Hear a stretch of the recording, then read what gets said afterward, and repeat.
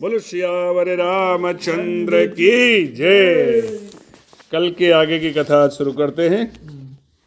पिता माता के प्रेम के मारे सीता जी ऐसी विकल हो गई कि वो अपने को संभाल नहीं सकी। क्योंकि कल सीता जी सासुओं के पास गई थी, उनका आशीर्वाद पाया, अपनी माँ का आशीर्वाद पाया, फिर अपने घर आई। और घर आई मतलब अपने डेरे में आई, अपनी कुटी में आई। पृथ्वी कन्या सीता जी ने समय और सुंदर धर्म का विचार कर धीरज धारण किया। सीता जी को तपस्विनी भेष में देखकर जनक जी को विशेष प्रेम और संतोष हुआ और उन्होंने कहा, बेटी तूने 2 कुल पवित्र कर दिए। तेरे निर्मल यश से सारा जगत उज्जवल हो रहा है, ऐसा सब कोई कहते हैं। तभी तो कहते हैं कि 2 लड़कियां 2 कुलों को तारती है। लड़कियों के बारे में, एक अपना कुल और दूसरा कुल। तेरी कीर्ति रूपी नदी देव नदी गंगा जी को भी जीतकर एक ब्रह्मांड में बहती है, करोड़ों ब्रह्मांडों में बह चली है। गंगा जी ने तो पृथ्वी पर 3 ही स्थानों, हरिद्वार, प्रयागराज और गंगा सागर को बड़ा तीर्थ बनाया है। गंगा जी ने तो केवल 3 ही स्थान बनाए बड़े। कौन कौन से? हरिद्वार, प्रयागराज और गंगा सागर वेस्ट बंगाल में। पर तेरी इस कीर्ति नदी ने तो अनेकों संत समाज रूपी तीर्थ स्थान बना दिए बेटा। जनक जी कह रहे हैं, पिता जनक जी ने तो स्नेह से सच्ची सुंदर वाणी कही, परंतु अपनी बड़ाई सुनकर सीता जी मानो संकोच में समा गई। यही कहते हैं बड़े लोगों की सबसे बड़ी पहचान, जो अपनी बड़ाई सुन के सकुचा जाए, अच्छा नहीं लगे उसको, तो वो होता है बहुत महान व्यक्ति। और जो अपनी बड़ाई सुन करके और आनंद आए कि और कहे ये और कहे, अंदर ही अंदर खुशी के फव्वारे फूटने लगे, तो वो ठीक नहीं है। पिता माता ने उन्हें फिर हृदय से लगा लिया और हित भरी सुंदर सीख और आशीष दे दी। सीता जी कुछ कहती नहीं है, परंतु मन में सकुचा रही हैं। और रात में सासुओं की सेवा छोड़कर यहाँ रहना अच्छा नहीं लग रहा है। रानी सुनैना जी ने, जानकी जी की माता ने, जानकी जी का रुख देकर उनके मन की बात समझ ली, तो वो राजा जनक जी को बता दिया। तब दोनों अपने हृदय में सीता जी के शील और स्वभाव की सराहना करने लगे। क्या क्या समझ ली मन की बात? राना जो ने वही सास की सेवा नहीं कर पाई बेचारी। राजा रानी ने बार बार मिलकर और हृदय से लकार सम्मान करके सीता जी को विदा किया। और चतुर रानी ने समय पाकर राजा से सुंदर वाणी में भरत जी की जो दशा हो रही थी उसका वर्णन किया कि बेचारे भरत जी की हालत बहुत खराब है। सोने में सुगंध और समुद्र से निकली हुई अमृत सुधा में चंद्रमा के सार अमृत के समान भरत जी का व्यवहार सुनकर राजा ने अपने जल से भरे नेत्रों को मूंद लिया। वे भरत जी के प्रेम में मानो ध्यानस्थ हो गए हों। वे शरीर से पुलकित हो गए और मन में आनंदित होकर भरत जी के सुंदर यश की सराहना करने लगे। वे बोले अपने रानी से, राजा जनक जी कह रहे हैं कि हे सम्मुखी सुनो, भरत जी की कथा संसार के बंधन से छुड़ाने वाली है। धर्म, राजनीति और ब्रह्म विचार, इन तीनों विषयों में अपनी बुद्धि के अनुसार मेरी जो थोड़ी बहुत गति है, जो थोड़ा बहुत मैं जानता हूँ धर्म के बारे में, राजनीति के बारे में और ब्रह्म के बारे में, जो थोड़ा बहुत मेरे को इसके बारे में जानता हूँ, उसके संबंध में मैं जो कुछ जानता हूँ वह है धर्म, राजनीति और ब्रह्म ज्ञान में प्रवेश रखने वाली जो मेरी बुद्धि है। भरत जी की महिमा का वर्णन तो क्या करे, छल करके भी उसकी छाया तक को नहीं छू पाती। ब्रह्मा जी, गणेश जी, शेष जी, महादेव जी, सरस्वती जी, कवि, ज्ञानी, पंडित, बुद्धिमान, क्या कह रहे हैं कि ब्रह्मा जी, गणेश जी, सरस्वती जी, शेष जी, महादेव जी और कवि, ज्ञानी और बुद्धिमान और पंडित, सब किसी को भरत जी के चरित्र और कीर्ति की करनी, धर्म, शील, गुण और निर्मल ऐश्वर्य समझने में और सुनने में सुख देने वाले हैं। और पवित्रता में गंगा जी का तथा स्वाद में अमृत का भी तिरस्कार करने वाले हैं भरत जी के ये गुण। भरत जी असीम गुण संपन्न और उपमा रहित पुरुष हैं। उपमा किसकी दी जाती है? जिसके सदृश कोई होता है। तो भरत जी की उपमा किसी के साथ नहीं दी जा सकती, क्योंकि भरत के समान कुछ है ही नहीं। वो अकेले अनुपम व्यक्ति हैं। भरत जी के समान बस भरत जी ही हैं ऐसा मानो। और सुमेर पर्वत को क्या शेर के बराबर कह सकते हैं? शेर माने 1 किलो। जो सुमेर पर्वत इतना बड़ा है वो उसको कह सकते हैं कि 1 किलो के बराबर है। इसलिए उन्हें किसी पुरुष के साथ उपमा देने में कवि समाज की बुद्धि भी सकुच जाएगी। कहने का तात्पर्य यह है कि जिसके साथ भी भरत जी की बुद्धि की उपमा जो देगा वो ऐसा ही होगा जैसे सुमेर पर्वत की उपमा किससे दी जाए, 1 किलो से। जो करोड़ों का, अरबों क्या खरबों कुंटल का जो हो उसको 1 किलो के बराबर उपमा कर दो। तो ऐसे ही भरत जी की उपमा का ये रहेगा। हे श्रेष्ठ वर्ण वाली, भरत जी की महिमा का वर्णन करना सभी के लिए वैसे ही अगम है जैसे जल रहित पृथ्वी पर मछली का चलना। हे रानी सुनो, भरत जी की अपरिमित महिमा को एक श्री रामचंद्र जी ही जानते हैं, किंतु वे भी उसका वर्णन नहीं कर सकते। इस प्रकार प्रेम पूर्वक भरत जी के प्रभाव का वर्णन करके और फिर अपने पत्नी के मन की रुचि जानकर राजा जनक ने कहा कि लक्ष्मण जी लौट जाएं और भरत जी वन को जाएं, इसमें सबका भला है। और यही सबके मन में लग रहा है कि लक्ष्मण जी वापस आ जाएं और भरत और राम जी चले जाएं, क्योंकि भरत जी राम जी से कितना प्रेम करते हैं कि वो बिना उसके साथ रह पाएंगे कि नहीं रह पाएंगे, ये सब लोगों को बहुत डर है। परंतु हे देवी, भरत जी और श्री रामचंद्र जी का प्रेम एक दूसरे पर विश्वास, बुद्धि और विचार की सीमा में नहीं आ सकता। यद्यपि श्री रामचंद्र जी समता की सीमाएं, तथापि भरत जी प्रेम और ममता की सीमाएं। तो श्री रामचंद्र के प्रति अनन्य प्रेम को छोड़कर भरत जी ने समस्त परमार्थ, सारे स्वार्थ, सभी सुखों और सारी सुविधाओं को स्वप्न में भी मन से नहीं ताका है। श्री राम जी के चरणों का प्रेम ही उनका साधन है और वही उनकी शुद्धि है। मुझे तो भरत जी का बस यही एकमात्र सिद्धांत जान पड़ता है।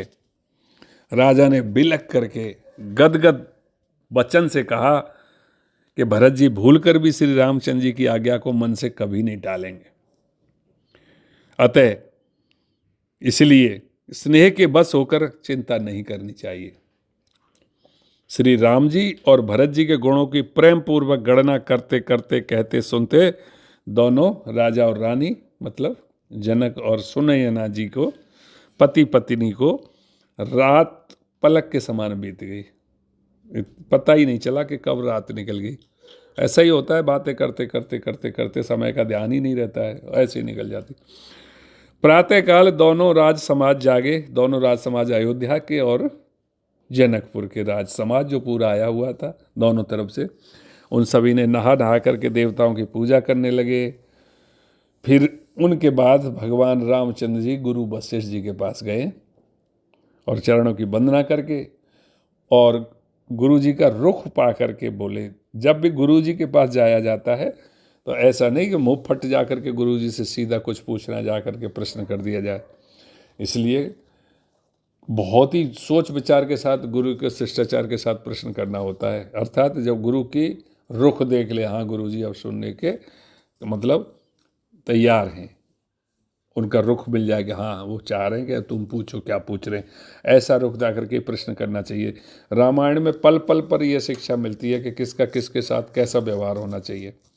तो यहाँ गुरु का रुख पा करके राम जी बोले कि हे नाथ भरत, अवधपुरवासी और माताएं सब शोक से व्याकुल और वनवास से बहुत दुखी हैं, क्योंकि अभी इतने दिनों से वन में ही रह रहे हैं, सभी कंदमूल फल खा रहे हैं, रहने का कोई ठिकाना नहीं है, किस तरह से रह रहे हैं, समय निकाल रहे हैं।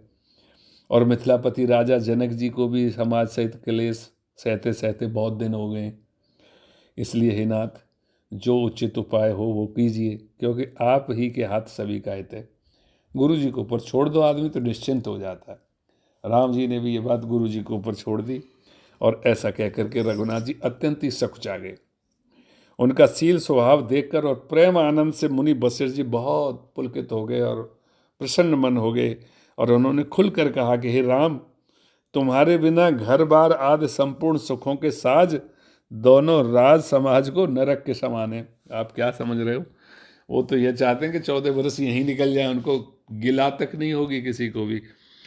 लेकिन हे राम, तुम प्राणों के भी प्राण और आत्माओं के भी आत्मा और सुख के भी सुख हो, इसलिए हिता तुम्हें छोड़कर जिन्हें घर सुहाता है उन्हें विधाता विपरीत है। और जहाँ श्री राम जी के चरण कमलों में प्रेम नहीं है, वह सुख कर्म और धर्म जल जाए।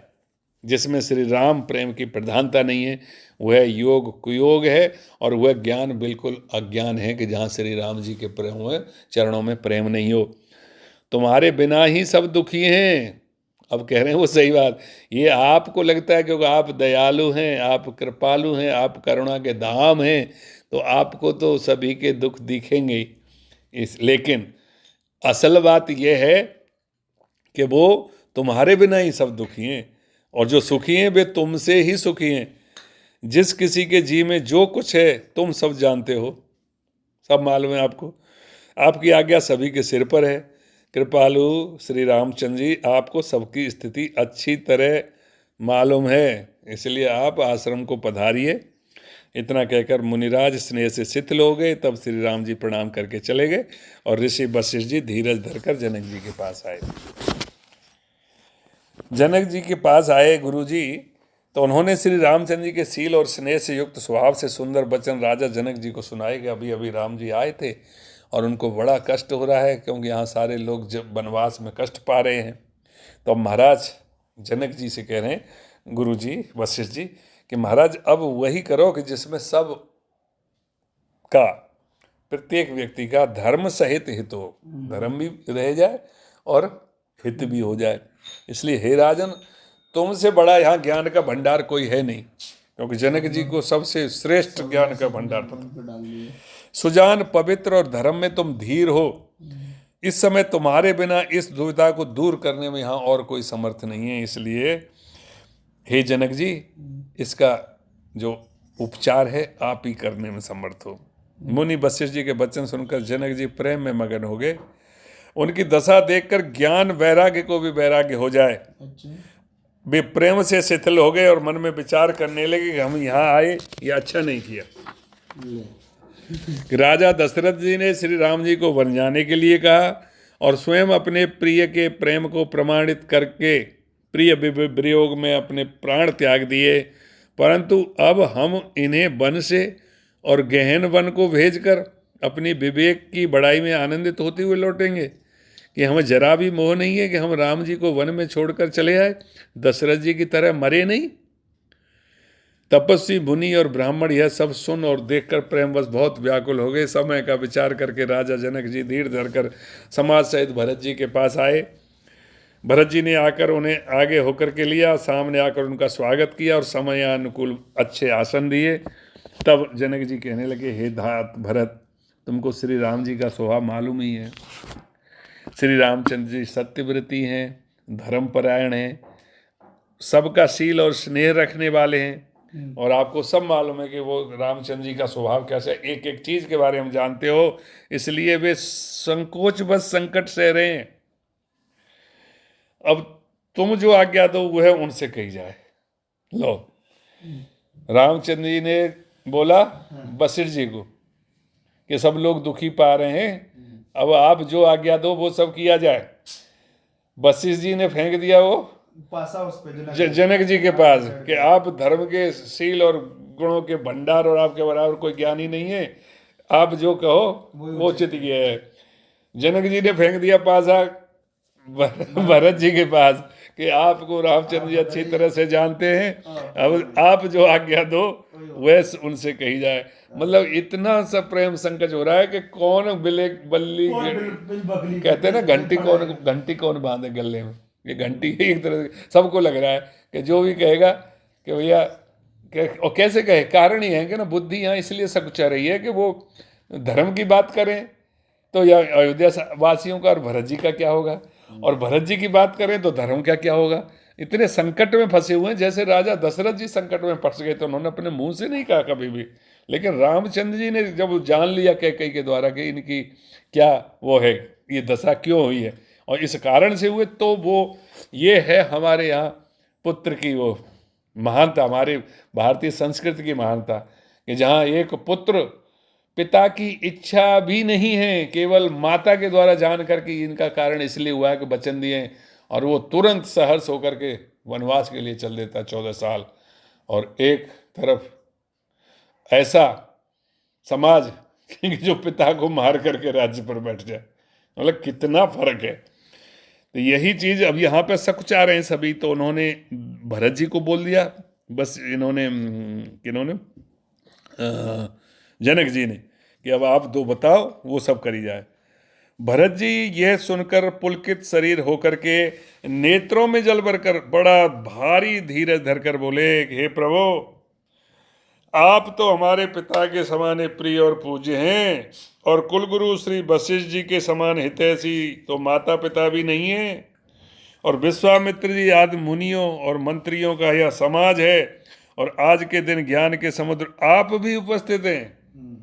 तो हे स्वामी, मुझे अपना बच्चा, सेवक और आज्ञा अनुसार चलने वाला समझकर शिक्षा दीजिए। नहीं, वापस नहीं बोल के, आप जब कह रहे हैं कि मैं क्या कहूँ, तो आप इतने समाजी और इतने ज्ञानी हो गए कि मैं तो कुछ बता नहीं सकता, तो आप मुझे बताओ, आप मुझे शिक्षा दीजिए कि इस समाज और इस पुण्य स्थल में आप जैसे ज्ञानी और पूज्य आदमी का पूछना कि मैं आज्ञा दूं, इस पर यदि मैं मौन रहता हूं तो मलिन समझा जाऊंगा, और बोलना मेरा पागलपन होगा। दोनों तरफ से फंसा दिया उन्होंने, कि इतने बड़ा ज्ञानी आकर के मेरे से कह रहे हैं कि तुम आज्ञा दो। तो ऐसे स्थिति में जो इतना बड़ा आदमी कुछ मेरे से पूछे और मैं चुप रह जाऊं, तो ये तो गलत बात है ना, मलिन होगा। और मतलब बोला कि जब वो सिस्टम होता है ना कि कोई आदमी अगर आपसे कुछ पूछे और आप चुप रह जाओ और वो आदमी बहुत महान और बड़ा है, तो उस आदमी का एक अपमान माना जाता है। तो इसलिए वो कह रहे हैं कि अगर मैं मौन रह जाऊं तो ये बहुत गलत बात होगी, और मैं बोलना हूं, क्योंकि जिस चीज़ के बारे में आप पूछना चाह रहे हो और उस पर मैं कुछ भाषण देने लगूँ तो पागलपन होगा।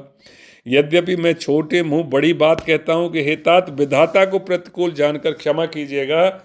वेद शास्त्र और पुराण में प्रसिद्धि है और जगत जानता है क्या, कि सेवा धर्म बड़ा कठिन है। सेवा धर्म कठिन जग जाना, आगम निगम प्रसिद्ध पुराण, कि सारे आगम निगम पुराणों में ये प्रसिद्ध है कि सेवा धर्म बड़ा कठिन है भैया। सेवा करने का कैसे, कि स्वामी धर्म में स्वामी के प्रति कर्तव्य पालन में और स्वार्थ में विरोध है आपस में, कि आप किसी की सेवा में लगाए गए हैं और आपको अपना स्वार्थ भी हो कुछ, तो फिर आप सेवक नहीं हो सकते। क्यों? दोनों एक साथ नहीं निभ सकते। बैर अंधा होता है और प्रेम को ज्ञान नहीं रहता। इसलिए मैं स्वार्थवश कहूंगा या प्रेमवश, दोनों में ही भूल होने का भय है। ये प्रेम है, ये प्रॉब्लम है। इसलिए हे जनक जी, मुझे पराधीन जानकर, मुझसे ना पूछकर, आप श्री रामचंद्र जी की रुचि, धर्म और सत्य के व्रत को देखते हुए जो सबके सम्मत और सबके लिए हितकारी हो, आप सबका प्रेम पहचान कर वही कीजिए। वापस बॉल आ गई है जनक जी के कोर्ट में। आज की भाषा में हम यही कहेंगे कि जब भी किसी बात को दूसरी तरफ डाल दो भैया, कि पहले आप पहले आप पहले आप पहले आप पहले आप करते ही यहाँ पे समय निकला जा रहा है, और ये कई दिनों से चल रहा है। तो अब वापस जनक जी के पास उन्होंने कह करके वो चुप हो गए। तो भरत जी के वचन सुन करके और उनका स्वभाव देख करके पूरा राज समाज, राजा जनक उनकी सराहना करने लगे। भरत जी के वचन सुगम, अगम, सुंदर, कोमल और कठोर हैं। उनके अक्षर थोड़े हैं परंतु अर्थ अत्यंत अपार भरा हुआ है। जैसे मुख का प्रतिबिंब दर्पण में दिखता है, मुख अपने मुंह का जो प्रतिबिंब है दर्पण में दिखता है, और दर्पण अपने हाथ में है, फिर भी वह जो मुख का प्रतिबिंब है पकड़ा नहीं जाता, वो ज्यादा दूर नहीं है। इसी प्रकार भरत जी की यह अद्भुत वाणी भी पकड़ में नहीं आती, शब्दों से उसका आशय समझ में नहीं आता, किसी से कुछ उत्तर देते नहीं बनता। तब राजा जनक जी, भरत जी और मुनि वशिष्ठ जी समाज के साथ वहां गए जहां देवता रूपी कुमुदों के खिलाने वाले सुख स्वरूप चंद्रमा श्री रामचंद्र जी थे। यह समाचार सुनकर सब लोग सोच से व्याकुल हो गए। कौन सा समाचार? कि अब भैया निर्णय होने वाला है। अब क्या निर्णय होगा? जैसे नई पहली वर्षा के जल से संयोग से मछलियां व्याकुल होती हैं, देवताओं ने पहले कुलगुरु वशिष्ठ जी की प्रेम विवल दशा देखी, फिर विदेह जी के विशेष स्नेह को देखा। अब देवताओं को वहाँ पे ये एक एक पल की खबर हो रही है, क्योंकि वो दिव्य दृष्टि रहती है सबकी, तो वो कह रहे हैं कि यार बड़ा समस्या हो रही है। अब ये इधर से उधर घूम रहे हैं, और अब यहाँ वापस फिर वशिष्ठ जी के पास आ गए और सब लोग पहुँच गए। और तब श्री राम भक्ति से ओतप्रोत भरत जी को देखा कि सब राम जी, तो भैया जब इतना प्रेम है राम जी के साथ पूरे राज समाज का, भरत जी का, वशिष्ठ जी का, जनक जी का, तो अब तो बड़ा मुश्किल लग रहा है मामला। क्यों, क्या कह रहे हैं देवता कि अब तो बड़ा मुश्किल लग रहा है कि इन सबको देखकर स्वार्थी देवता घबरा कर हृदय में हार मान लिए। उन्होंने क्या सोचा कि अब नहीं भैया, अब तो राम जी लौट जाएंगे। तो उन्होंने सब किसी को श्री राम प्रेम में सरोवर देखा। इससे देवता इतने सोच के बस हो गए कि जिसका कोई हिसाब नहीं है। और देवराज इंद्र की तो पूछो ही मत। देवराज इंद्र तो सोच में मतलब कराते हुए कह रहे हैं कि रामचंद्र जी तो स्नेह और संकोच के बस में भैया, कि उनको जो उनका कोई भी भक्त हो स्नेह और संकोच कर ले, और भक्त ने जो ठान ली वो करवा लिया, वो तो तुरंत करते हैं। इसलिए अब भैया एक काम करो, सब लोग देवताओं से कह रहे हैं कि सब लोग कुछ प्रपंच रचो भैया, कुछ माया रचो, नहीं तो काम बिगड़ गया, समझ लो। तो तुरंत बोलो ना भैया, कौन प्रपंच रच सकता है भैया, ये सब काम बनाया सरस्वती जी ने, बुलाओ भैया सरस्वती जी को बुलाया। उन्होंने स्तुति करी, कहा हे देवी, देवता आपके शरणागत हैं, उनकी रक्षा कीजिए, अपनी माया रच करके भरत जी की बुद्धि को फेर दीजिए, और छल की माया करके देवताओं के कुल का पालन कर लीजिए। भाई आप ही बचाती, हमको पहले भी बचाया है, बार बार बचाया है।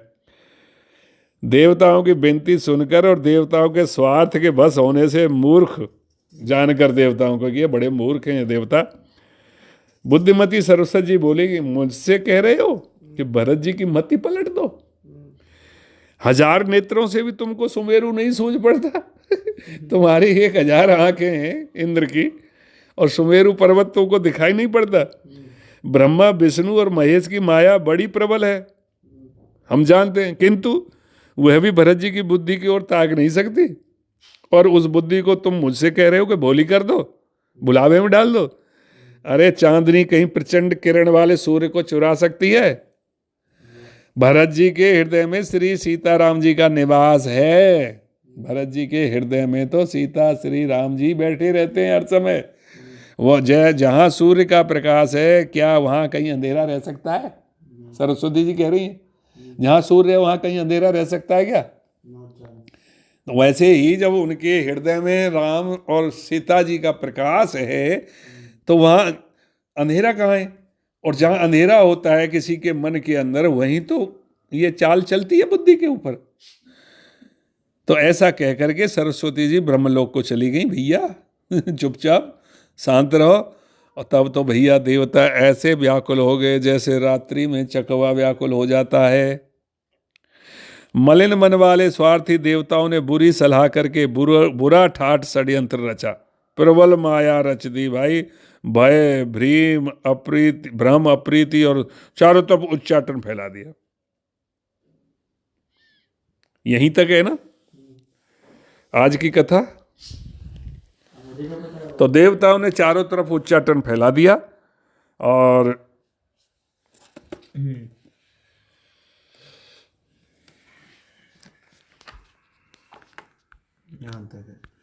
तो देवताओं ने जो उच्चाटन फैला दिया, तो कुचाल करके देवराज इंद्र सोचने लगे कि काम का बनना और बिगड़ना अब तो केवल भरत जी के हाथ में है। भरत जी चाहें तो राम जी जा सकते हैं वन, और नहीं चाहें तो भैया काम बिगड़ गया। इधर राजा जनक जी, मुनि वशिष्ठ श्री रघुनाथ जी के पास गए, और सूर्यकुल के दीपक श्री रामचंद्र ने उनका सम्मान किया, क्योंकि वो उधर गए। देवराज इंद्र तो परेशान है। तब रघुकुल के पुरोहित वशिष्ठ जी समय समाज और धर्म के अविरोधी अनुकूल वचन बोले। उन्होंने पहले जनक जी और भरत जी का संवाद सुनाया कि जो पीछे जो बात हुई आपस में। फिर भरत जी की कही हुई सुंदर बातें कह सुनाई। फिर बोले कि हे तात, हे राम, मेरा मत तो यह है कि तुम जैसी आज्ञा दो वैसी ही सब करें। कहने का तात्पर्य है कि चारों तरफ घूम घाम करके वापस वहीं आ गए जहाँ से कहानी शुरू हुई थी।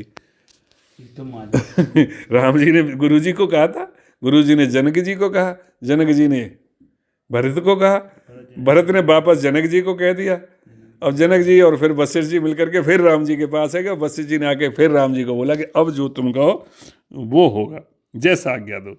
तो यह सुन करके भगवान राम जी ने दोनों हाथ जोड़े और गुरु जी को पूरे आदर के साथ बड़ी ही सत्य, सरल और कोमल वाणी में कहने लगे कि आपके और मिथिलेश्वर जनक जी के विद्यमान रहते मेरा कुछ कहना सब प्रकार से एकदम अनुचित है, भद्दा है।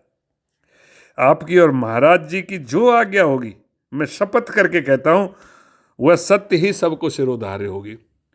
इतना असमंजस हो गया है कि कौन कहे और क्या कहे। राम जी भी कह रहे हैं कि आप जो कह दोगे, मैं सौगंध खा के कह रहा हूँ, मैं वही करने को तत्पर रहूंगा। अब कोई कहे कैसे, क्योंकि इधर दशरथ जी का मरण राम जी के जन्म वनवास के लिए हुआ है, कैकेयी से वनवास दिए गए, रघुकुल रीति सदा चली जाए प्राण जाए पर वचन न जाए, उन्होंने प्राण दे दिया लेकिन वचन नहीं छोड़े। अब उनके वचनों को तोड़वाने के लिए कौन आदमी साहस करे? समस्या यहाँ फंसी हुई है। राम जी तो कह रहे हैं मैं चला जाऊंगा, आप बोलो, और राम जी को कोई प्रॉब्लम भी नहीं है, क्योंकि जब गुरु जी कहेंगे कोई सब, तो गुरु जी की आज्ञा तो नहीं टालनी चाहिए जो सबके हित में हो। तो श्री रामचंद्र की शपथ सुनकर सभा समेत मुनि और जनक जी सकुच आ गए, स्तंभित रह गए, किसी से उत्तर देते नहीं बनता। तब सब लोग भरत जी का मुंह ताक रहे हैं। मतलब ऐसी सिचुएशन बन गई है, इसलिए भरत जी का ये प्रसंग, रामचंद्र जी के जो मिलन का चित्रकूट का प्रसंग इतना मार्मिक और इतना प्रेमपूर्ण है कि इसको पढ़ते पढ़ते थकाते नहीं हैं, देखते चले जाते हैं। तो आज की कथा हम यहीं पर विराम देते हैं और कल की कथा फिर यहाँ से आगे करते हैं कि देखो क्या होता है कि भरत जी वापस जाते हैं या राम जी को लेके जाते हैं, और कौन उनको आज्ञा देता है राम जी को रहने की या भरत जी को वापस जाने की, ये कल के समय में पता चलेगा। बोलो सियावर रामचंद्र की जय। और जिन लोगों ने अभी मेरा चैनल सब्सक्राइब नहीं किया, कृपया सब्सक्राइब अवश्य कर लें। मैं सबसे लास्ट में कहता हूँ कथा सुनाने के बाद, अगर आप सब्सक्राइब करेंगे तो और लोगों के पास कथा पहुँचेगी, ज़्यादा लोगों के पास। जय श्री कृष्ण।